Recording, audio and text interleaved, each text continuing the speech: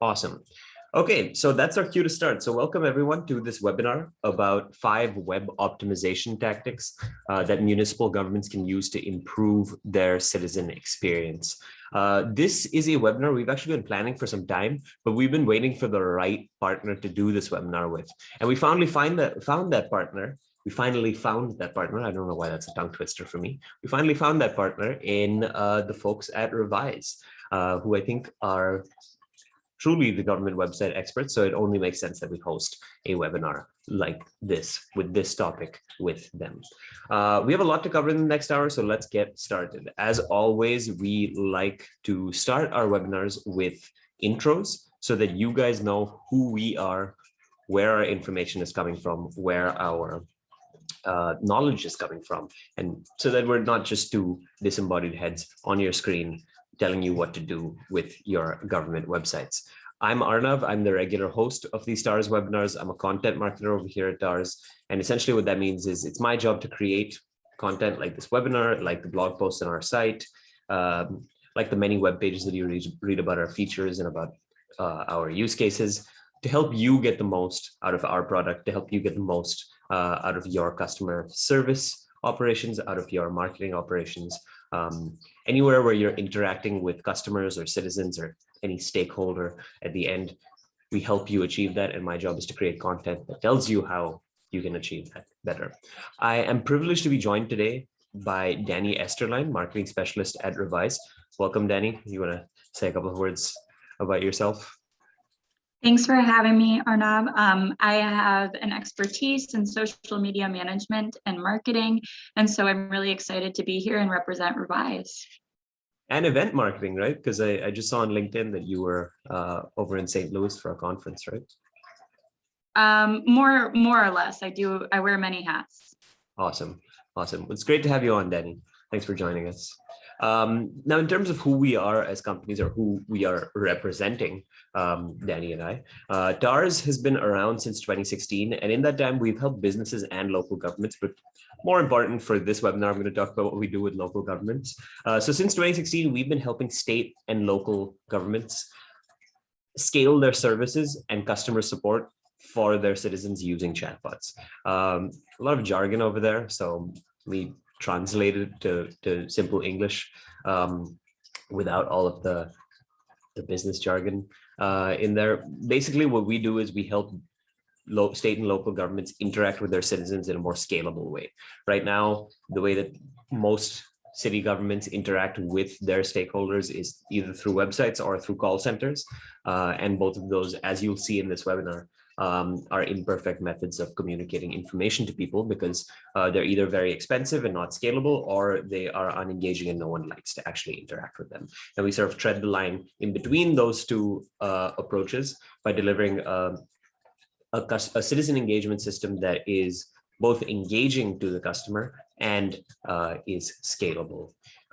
We're privileged to be joined today, as I said earlier, by the folks over at Revize, who are really the government website experts. I mean, we build the chatbots that go on these websites, but you need to have a website in the first place to make use of a chatbot. So we're privileged to be joined today by the folks over at Revize, who are the who are the city government website experts. And before I trip over my words anymore, I'm going to hand it off to Dani to tell you a little more about what Revize does. Thanks, Arnav. So Revize is in fact the government, or I should say are the government website experts. We've been in the business since 1995, so actually over 20 years. And I'm sure attendees that are in the local government sphere, whether it's city, county, municipality, whatever sector that you're in, you know that websites and municipalities require different sorts of services and widgets that other sites do not. So I'm really excited to be here today and tell you a little bit more about us. So Revize does build accessible, beautiful, and reliable government websites. So we do provide inclusive websites with cutting edge, top tier, best government website practices. Amazing. And I'll hand it back to Arnav. Yeah. Amazing. Yeah, I mean, I've taken a look at some of the websites that you guys have produced, and definitely wish that the city I lived in, LA, used a Revize website. make my life certainly a lot easier. But getting into the content that we are talking about today, we've divided the webinar up into 3 broader points, and then we've narrowed down some of those points, specifically the second point, into more digestible tactics that you guys can take home with you, the tactics that we talked about in the title. So what we're going to talk about in these 3 parts, in the first part of this webinar, we're going to talk about the government conversion rate problem. So every time we host a webinar like this, every time we host a webinar where we're telling you about a new technology or a new set of tactics, we always want to justify why you should consider implementing those tactics or that technology. Because if you don't have a good justification for it, then it's just a waste of time, effort, and money for your government agency to implement that tactic or that technology. You really want to be sure about why that technology is being implemented, what the upside is, what the downsides are. So that is what we are going to be talking about in section 1. We're all going to get on the same page about why we're here today, why we're taking an hour out of our days to sit on this webinar and listen to Dani and me talk to you. In the second part of this webinar, we are going to tell you the 5 tactics. Keeping it simple, we've got 5 tactics. We'll briefly discuss how each of the tactics work, how each of the tactics is going to help you, how each of the tactics is going to address the problems that we talked about in section 1. And then once we're done with the tactics, I like to keep as much time as possible at the end for audience engagement. So there's no muss, there's no fuss. We don't have any summary at the end. We just go directly into the Q&A. You guys have access to Dani and me, and you guys can ask us any questions. You can ask for any clarifications around the tactics we discussed. You can ask us questions about our products, about our services. You can ask us questions about the philosophy of life if you want. We are your captive audience for these questions at the end of the webinar, and we'll be more than happy to answer them. But getting into the actual content of the webinar, let's start talking about the government conversion rate problem, because this is really what we are talking about solving over here today. Now, I know that the term conversion rate isn't used often in government. It's more a term that is used in the world of business, specifically in marketing, but I think that it has significant application. It's particularly salient when we're talking about government websites. So to get on the same page about what a conversion rate is the rate at which people who land on your page achieve a given task. So most people who land on a city's website, they are looking to achieve a task, they're looking to find a piece of information. And a conversion rate is basically going to tell you what proportion of those people who are landing on your page are actually able to achieve the task that they set out to do when they came to your page. So they came to your page to pay their water bill. What proportion of the people who landed on your page who wanted to pay their water bill actually ended up paying their water bill or were able to pay their water bill? Someone lands on your page who's a vendor who wants to find out more information about business registration or paying the necessary fees to be a vendor, to be a business in the city. What percentage of those vendors actually found the information that they were looking for, found the right form that they were looking for, and were able to fill that out? That's going to be the conversion rate for that group of site visitors. Now, what we are talking about today is how government websites have a problem with their conversion rate, how they aren't able to deliver, or they aren't enabling people to achieve the task that they set out to do. So let's talk about why that is the case. And I think a good place to start is to think about what government officials are thinking about when they are building their websites. Usually, most of the governments that we work with, when we work with governments, sorry, lost my train of thought there for a second. When we work with city governments, usually their aim when they're building their website, when they're housing all of this information online, is to include all of the possible information that any citizen could need about any of the dozens of services that city governments offer. So city governments offer services around everything from water bills to paying your water bill to picking up bulky trash, or business services, so that people can run their business efficiently and legally in the city. Now, a city official's aim when they're building the website is to make sure that all of those various diverse services are all housed in one place. So if any citizen lands on the page, and needs information about any one of those services, that information is available. The only problem is that when citizens land on these pages, they are not looking for that sort of experience. Citizens don't really care about all of the services that governments offer. They only care about the one service that they are looking for, which is a sort of unrealistic expectation on the citizens' path, because each citizen obviously requires a different service, requires a different piece of information. But when each citizen lands on your page, they really just want the information about that service, about that task, about that information that they are looking for. So when they land on your page and they see all of these other services, what are they going to have to do to find the one page that they're looking for? They're obviously going to have to sift through all of the information that exists on the page to find the one that they are looking for. And that makes for a poor citizen experience because cities are trying to include as much information as possible on their website, and citizens want to, in an ideal world, would land on a website and have as little information as possible on the website. It becomes hard for the citizen to actually find what they're looking for. And we've all been there before. I think all of us have been on a government website as a citizen before, not as an official, where we've looked for the right page with the right information, with the right form for us. I know for a fact, all of us have probably interacted with the DMV before. The DMV is notorious for this.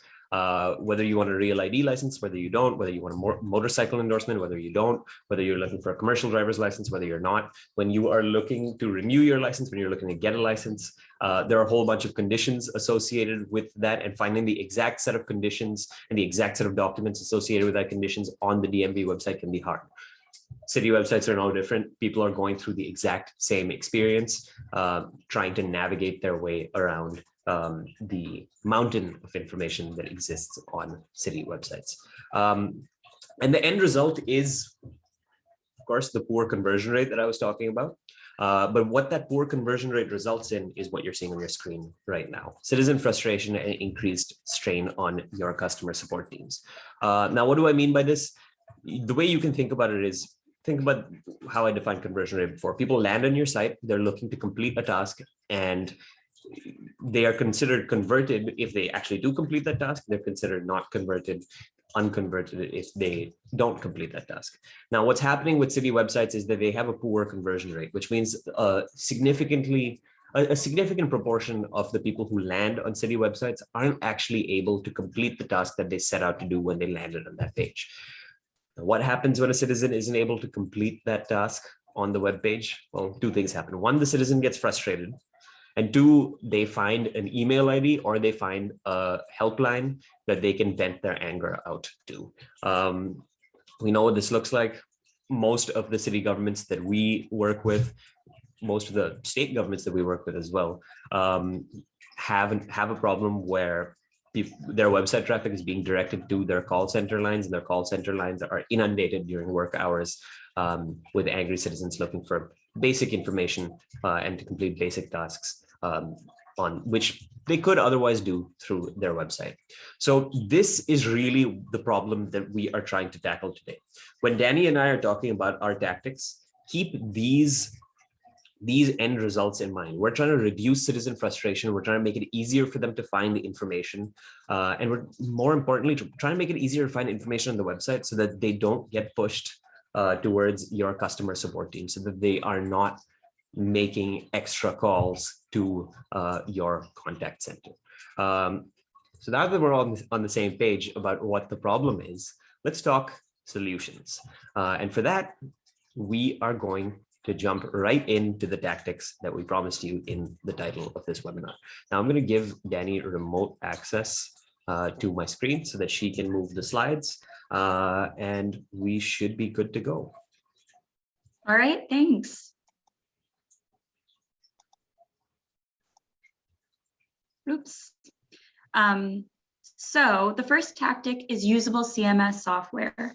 So I'm sure we're all familiar, or we've seen CMS software when working in any sort of business entity or when surfing the internet. Essentially, a CMS software is a website platform, but having the most robust and accessible, easy to use is only going to benefit the residents of the municipality and the employees of the municipality as well.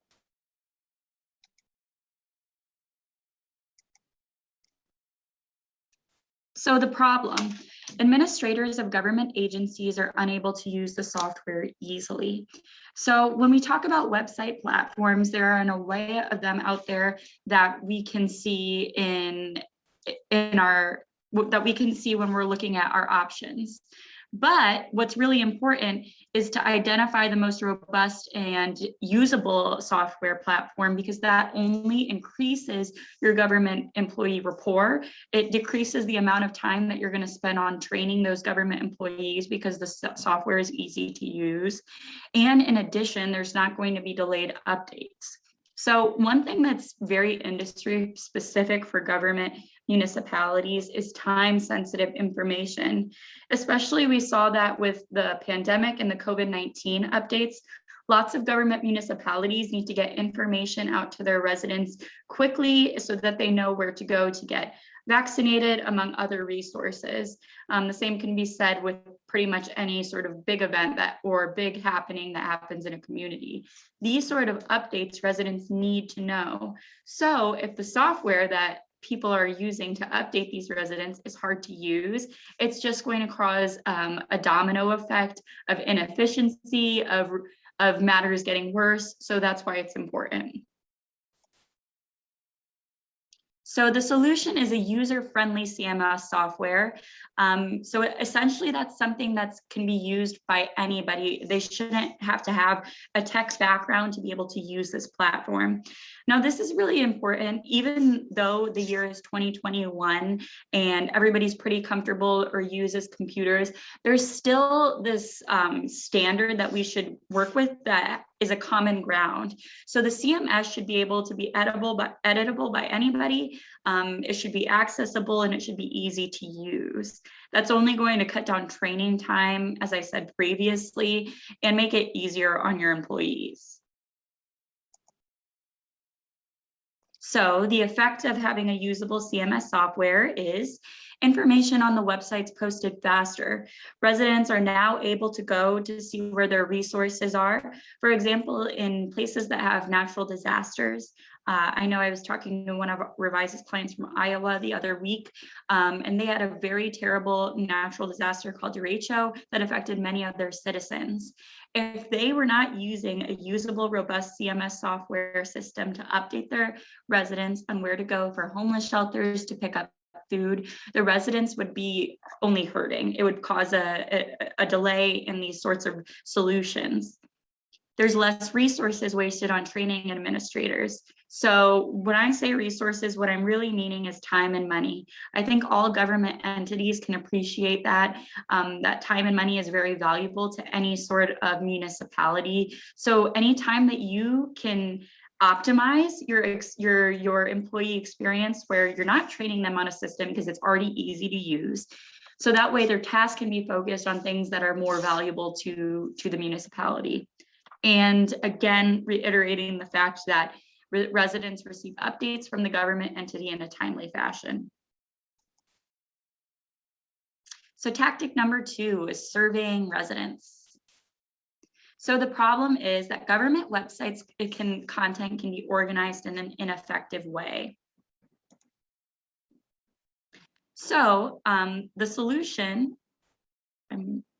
so government websites are contents organized in an ineffective way. And what I essentially mean by that is sometimes websites don't make sense in the way that they're designed. So when we talk about design tactics like the hierarchy, like where your eyes are drawn to first, that's the home page. So the home page should have the things that the survey wants and organized in a way that's expected by the resident. So the solution for this sort of problem is to survey residents to find what information is most useful or necessary for them, or what they're looking for quickly. So for example, a lot of residents want to just pay their bill. That's a lot of, I think, us out there when we're navigating any website. And so if that's not clear on the navigation bar on the homepage, they're not going to be able to find it. And surveying residents to find out where their interests are sparked is really easy using platforms like SurveyMonkey. Revize uses SurveyMonkey to survey clients, and that's a really effective way to get authentic, transparent feedback because people feel more comfortable expressing their opinions over surveys. Also, Google Surveys is another user-friendly platform for getting some survey results.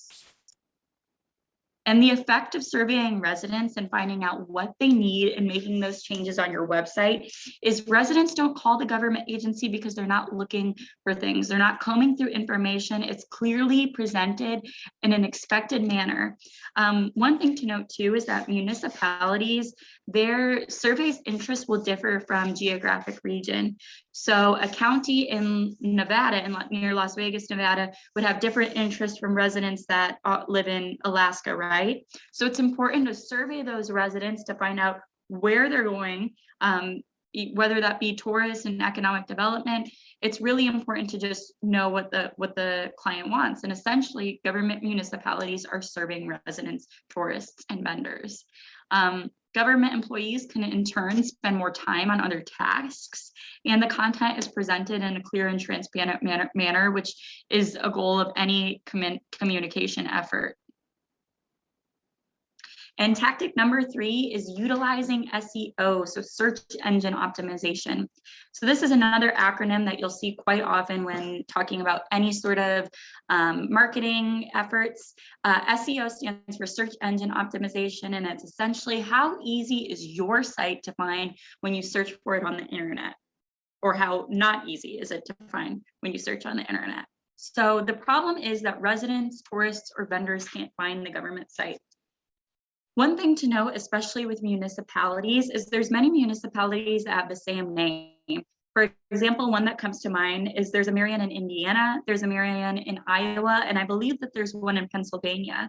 So if a resident was just to search Marion without the state or something, they would get these influx of Google results. This is why it's essential to have search engine optimization so your residents in your geographic region can find the resources that they need.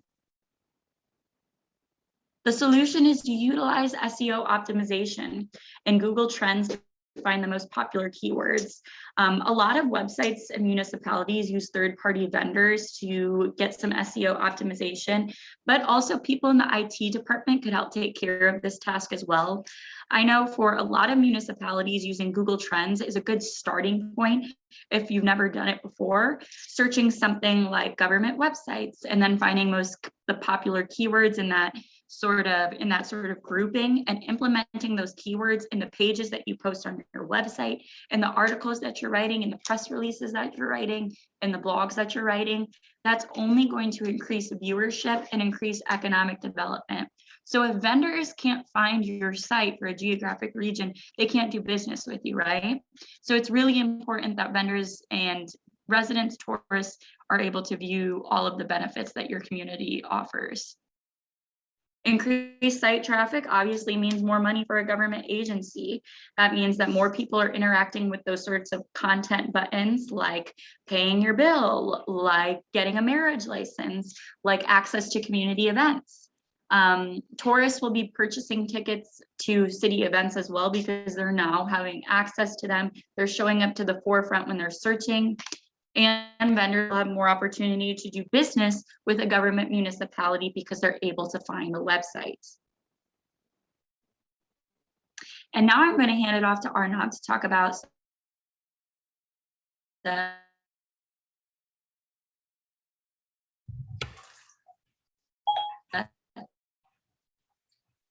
Whoa. I think we might have lost Dani. And we also might have messed up the slides. or TARS features that kind of go hand in hand with a government website. Hey, Dani, are you with us? Seems like you dropped off for a second. All right, Dani's back. Hey, Dani, you dropped off for a second over there. It looks like I got kicked out, but anyways, what I was going to say is Arnav's going to explain this tactics that kind of go hand in hand with a good government website. Awesome. Yeah, that's a great point to note, Danny. As our intro might have suggested, at DARS, we really focus on using chatbots and conversational technology to make government websites more user-friendly. If you look at our previous webinars, the webinars we've hosted in the past couple of weeks, they focused on that approach to making government websites more useful. But a key point to note about this is that chatbots don't really work in a vacuum. You need to have all of your information up on your website first. So you need to incorporate all of the tactics that Dani talked about to make all of the information on your website efficiently accessible. And then you can build a chatbot and deploy a chatbot on top of that to make it easier to navigate that information, easier to actually get what you want done through that information, through all of the services that are accessible on that beautiful, hopefully revised website that you have built. So with that in mind, let's talk about the two chatbot related tactics that I am discussing today. And since we're doing good on time, I think what I might do is I'll try to get through these tactics as quickly as possible. And depending on where we are at the end of that, I think we'll be good. I can actually jump out of the slides and show you a live deployment of this chatbot in action. It just sort of hit me right now while I was watching Dani present. So that way you guys actually have a tangible image in your mind of what the tactics I'm talking about look like once they are deployed. But before we get there, let's talk about the first tactic that I'm talking about, tactic number 4 for this webinar. And that's bot enhanced navigation. We actually hosted a whole webinar about this recently, I think just last week. Time is a blur for me. But the problem that we are talking about with bot enhanced navigation is the problem we were talking about in the first section of this webinar. Finding the right resource on a city website can be difficult because government processes are so complex, because there are so many conditions associated with them. Whether you have circumstances A or whether you have circumstances B are going to affect what documents you submit, what forms you submit to get the same task done. Usually when people are navigating their way around government websites to find the exact page that they're looking for, find the exact process that they're looking for, they're clicking between links, they're clicking between pages. Those pages are essentially just, they're essentially filled with text and links. And then you're clicking on the links on those pages to reach more pages that are verbose and filled with links. And when you keep following these link chains, usually what I found is at the end of those link chains is an unwieldy, mobile, unoptimized PDF that no one really enjoys viewing, especially if they're on their phones, because we've all been there before. Government website directs you to a PDF, you're pinching to zoom to figure out what the text says. It's not the right text, you have to pinch to zoom out again, scroll through the page a little bit, skim over the text, figure out what the right part of the PDF is. It's not a pleasant experience for anyone involved, really, because when the citizen can't find that information, as we established earlier, there is a government official on the other side who has to deal with that citizen's frustration and take the time out of their day to ensure that the citizen can find what they are looking for. So the solution to this is something that we call bot enhanced navigation. Now, how bot enhanced navigation works is you deploy a chatbot to the bottom right corner or bottom left corner of your website. We've all been to a website before where there's a little chat bubble in the bottom right corner. You can click on it, it drops you into a conversation. Sometimes that conversation is live chat, sometimes it's automated and it's a chatbot. What we're recommending you do is use the automated approach where you click on that conversation, that bubble that pops up in the bottom right. When you were signing up for this webinar, for example, you interacted with a chatbot to give your details. Yep, it's deployed in the exact same way, and I'll show you what that looks like at the end of my tactics over here. But once the citizen clicks on that widget and they're dropped into the conversation, the chatbot tries to understand what the citizen wants first. So what you can imagine the chatbot saying, "How can I help you today?" The citizen then responds to them and tells them what they're trying to achieve. What is the task they're trying to do? I'm trying to pay my water bill. I'm trying to request a bulky trash pickup. Whatever it is they're trying to achieve, they tell the chatbot. Think of this like this interaction as being similar to the call that they would otherwise have with a customer support agent over the phone. When you get on the the phone with a customer support agent, what do they ask you? They say, how can I help you? You tell them what your problem is, and then they try to direct you in the right direction. Well, it's the same thing over here, except instead of happening over the phone with a human being, it's happening over chat with an automated chatbot concierge. Now, once the chatbot has understood what the user has said, they've said, how can I help you today? The user has responded. The chatbot's tried to make sense of what the user has said. The chatbot then tries to guide the user, the citizen, to the right resource to help them achieve their task. So they say, hey, I need to pay my water bill. The chatbot says, I think you're trying to pay your water bill over here. Let me take you to the page where you can pay your water bill. That way, the chatbot essentially acts like a cheat code that lets the user skip directly from whatever page they're on to the exact page that they need to be. So again, this ties into what I was talking about earlier, where you need to have a well-organized website that has information efficiently and effectively conveyed through it, using the tactics that Dani was talking about before you can build a chatbot on top of it to get people to the right place on that website. But that is how a bot enhanced navigation system works. Before I go on to the effect, I actually have a metaphor that I think conveys how these chatbot concierges work that I think will make it easier to understand. Whenever I go to a new city, whether it's for a conference, whether it's for a business trip, whether it's for a vacation, I'm usually staying in a hotel. And when I want to know more about what I can do in that city, or I might be staying in an Airbnb. When I want to know what I can do in that city, I'll usually go ask the concierge at the desk for basic utilities. Hey, I need to go buy I can ask them things from what's nice to eat in the area, what are some fun activities to do over here, or oh, I forgot my toothbrush. I need a toothbrush. Can you help me source a toothbrush? You call the front desk, you talk to a concierge, and they're more than happy to help you navigate your way around this new, unfamiliar place to get what you need done. Well, the chatbot concierge functions in much the same way on your government website. When someone lands on the page, it's an unfamiliar place for them. They have to navigate their way around and find what they're looking for. The chatbot concierge is that front desk, is that concierge that helps them achieve that.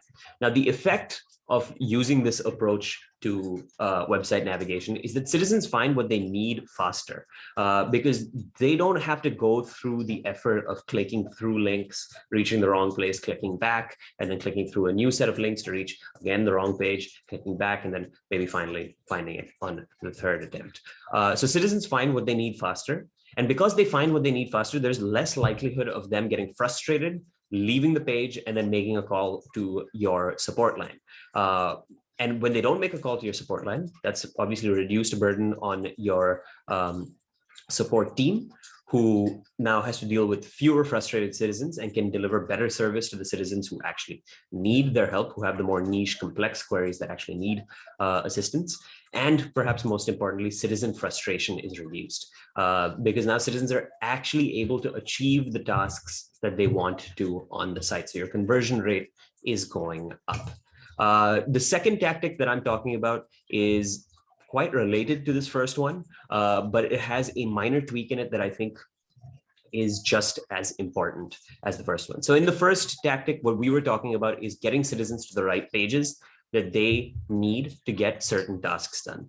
Well, it turns out that sometimes when citizens land on your page, they're not trying to get a particular task done. They are just looking for a piece of information, whether they need a clarification about what documents they need to bring when they come into the office, or what documents they need to submit with a given form, or whether it's a question about, can't think of any questions. I don't know why I decided to talk about a second question. Can't think of any questions, but you get the idea with the first condition I talked about. If they're looking for what specific documents they need to submit with a certain form, or whether they are submitting the correct form to achieve a given task, they just want that. They want that information. They're not necessarily trying to finish a task. Now, finding that information has traditionally been very hard on government websites because, as we've established, government websites are packed to the brim. They're filled to the brim with information.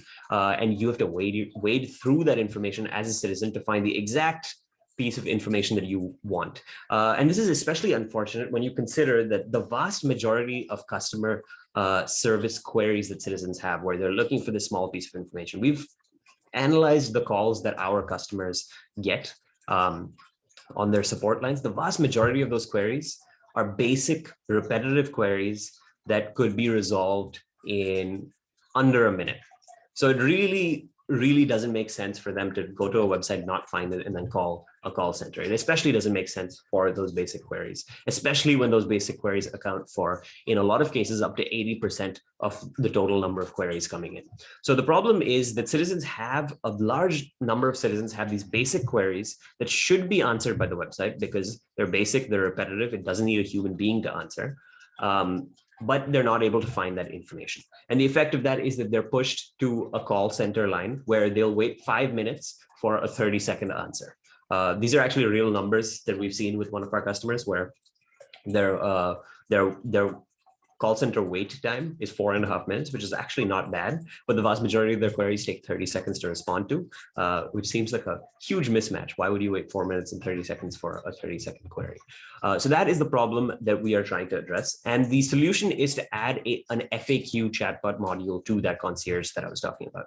So when the citizen lands in the conversation and they say, hey, I'm looking for information about this, the chatbot isn't only able to navigate them to the right page, but it's actually able to give them the exact right piece of information. So if you have that information organized well on your website, it's relatively easy to build a chatbot out of that information that contains those basic repetitive queries that citizens often ask. So now when the citizen says, hey, I have a question about this, the chatbot doesn't necessarily need to direct them to a page where that information is contained somewhere on that page, and the citizen has to find their way through that information, through that page to find the specific line that addresses their question. Instead, the chatbot just tells them that specific line from the page that helps them. So the citizen doesn't even have to leave the chat. They get their question answered right in the chat, and then they can go about their days and actually complete the task that they wanted to complete before they had that question. The effect of this, very similar to what we were talking about with bot enhanced navigation. Again, this is a question of getting citizens the information, resources, and tasks that they need done quicker.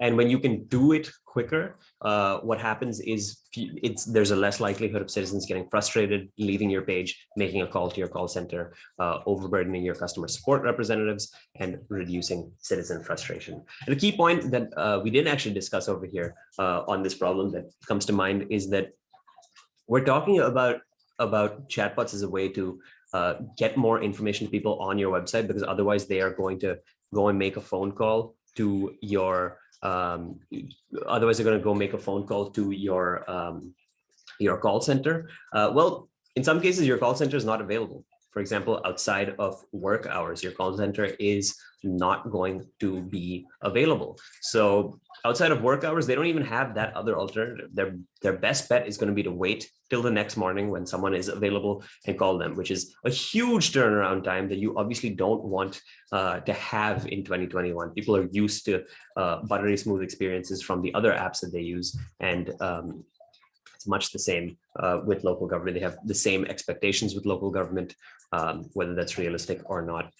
So they really do want those instant responses, and you can't deliver that outside of work hours. I do see that we have chats beginning. This is actually the end of our tactics. We can move on to the Q&A section. I do see that we have a chat over here from Carol about how people don't believe the answer until they talk to a human. They're sure there's a way around the answer. Undoubtedly true. There are always people who will want to talk to a human being, and there's just no getting around that. Some people are definitely going to want to talk to a human being, but we found that even if there's a fraction of the of your citizens who are willing to talk to a chatbot, even if it's a small fraction of your citizens who are willing to talk to your chatbot, it can have a considerable effect on your overall efficiency, just because even a marginal reduction in call volume to your support center improves the citizen experience considerably. And one of our deployments, we were able to reduce call volume by, I think, somewhere around 10 to 15%, which is obviously not all of the calls, but that 10 to 15% made a huge difference to the folks working in the call center and to the folks managing the call center as well, and to the folks managing the website as well. So we're going to open up the floor to questions right now. And while you guys are typing out those questions, since we are doing good on time, we have about 20 minutes left. If it's all right with you, Dani, I'm going to jump out of the slides and actually show folks what it looks like to have a chatbot deployed on their website. So that it's not just slides and That's all right with me. And me talking. Thanks. I know we didn't plan on this. It just hit me while you were talking that this is something that we could do to make the webinar more interactive. And it gives people the opportunity to type out their questions. So while we are waiting for folks to type out their questions, let's take a look at the City of Tyler, Texas's website. So this is the City of Tyler's website, and they have a bot enhanced navigation system on their site. As you can see, like I said, I honestly think the City of Tyler's website is pretty good for a city website. Things are organized pretty well over here. But you can see in the bottom right corner of the screen, they have a chat widget that drops you into a conversation with a TARS bot enhanced navigation system. The chatbot says, how can I help you? Let's say I want to pay my water bill. I think you're looking to pay your water bill. Is that correct? Yes, that is correct. And now the chatbot is going to take me to the right place. It's going to automatically redirect me to the page that will allow me to pay my water bills. I'm automatically being redirected, make a one-time payment, log in. I'm at the right place. I didn't have to muddle my way around the website to find the exact page I was looking for. And I was able to get to the right place. So this is how a bot enhanced navigation system actually looks like in practice. I'm really glad it worked over here, because I found that when I'm on webinars, I think it's in Murphy's Law, where anything that can go wrong will go wrong, or anything that can happen will happen. I'm sure I butchered it, but whenever you're presenting to someone, things have a habit of not working. But today it worked for us, and usually it does. We have a very high success rate with the City of Tyler's bot, especially because we and them have done a good job of implementing their classifier and implementing their workflows. So my colleague Abhilash has actually shared more information about the BEN system that you just saw over here. We hosted an entire webinar just about bot enhanced navigation. He shared it in the chat. You guys can definitely check that out and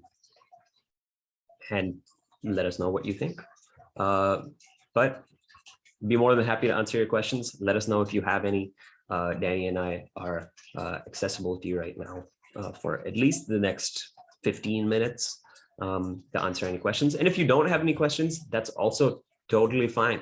That just means that Dani and I did a great job of explaining our tactics to you guys, and we can continue on with our days. We'll send you guys the recording. We'll send you guys the slides so that you have access to them. You can share it with your colleagues if you want to. You can share it with your friends or your family if you want to as well. I don't know why they want to watch a webinar about optimizing municipal government websites, but they might want to. They might be interested in content like that. So yeah, I'll also share the City of Tyler's website in the chat in case you guys want to check it out. Oh, I did not share it with everyone. Share it with just myself. Yep. So if you guys want to see the all right, so how does Revize incorporate the TARS chatbot? Is this something that we can get more information on as far as prices and plans for this?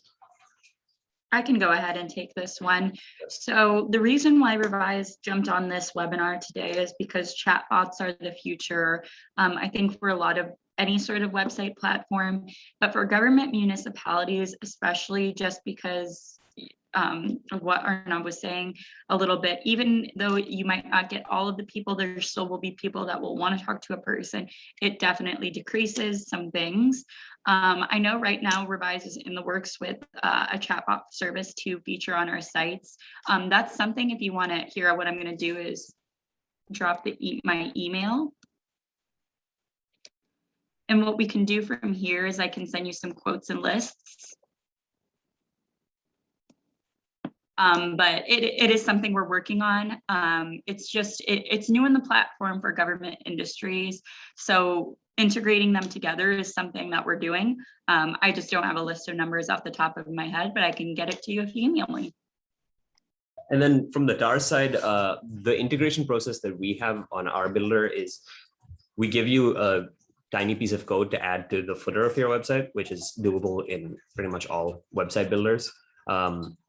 So with that piece of code, it takes all of 5 minutes to deploy a TARS chatbot like this into a website, whether you're building that website on any of the big government website building platforms, Revize, Granicus, all those names out there, or you're building it on the more broad-based website builders, like a WordPress website. It takes all of 5 minutes to deploy, and our customer success team, they've got it down to an art, so they'd be more than happy to help you deploy something like that. Also, in terms of the pricing and pricing plans and services, at least from the TARS side, because chats are, I mean, we don't like to charge people whose chatbots don't have too many conversations or too much usage the same amount as someone who has a lot of usage on their chatbot. So the way our chatbot pricing works is based on usage. So if you want to know if you want an exact quote, I'll also leave my email in the chat over here. You guys can reach out to me and I can connect you with someone on my team who will be more than happy to talk through your exact requirements, talk through the traffic numbers you're getting, and then make some projections about how much usage we could expect on your chatbot, and then how much that usage would translate to in terms of cost. Also, what I will do is I will leave the, I think this is the web page, but if you go to our website, hellotars.com, there is a place where you can schedule a demo with us on the top. You just click the green schedule a demo option. You could schedule a demo with us and you'll essentially get a personalized webinar. I'll leave the link in the chat as well. You'll essentially get a personalized webinar with us where someone will jump on the call. You'll be the only attendee, and you can talk to the person on the call about what your requirements are, and they will walk you through the solution in a way that's customized to your specific needs. So I highly recommend that you guys book a demo because it's free. And in these webinars, we try our best to be as applicable to everyone who joins the webinar. So we have a broad appeal, but we all obviously know that every city government, like Dani said in her slides, every city government is different. Every city government has different requirements. Has a different set of problems that they are dealing with, and the demo is really where we can dive into the nuances of what it takes to deploy a chatbot for your specific city. Again, the demo's free, so I'd do it. If I were in your position, I'd do it. But that's enough. That's enough from me. Any more questions? Be more than happy to answer them.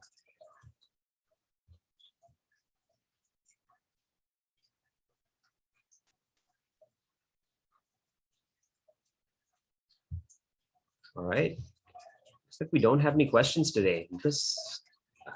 Dani, we did a fantastic job explaining our tactics. No one has any questions.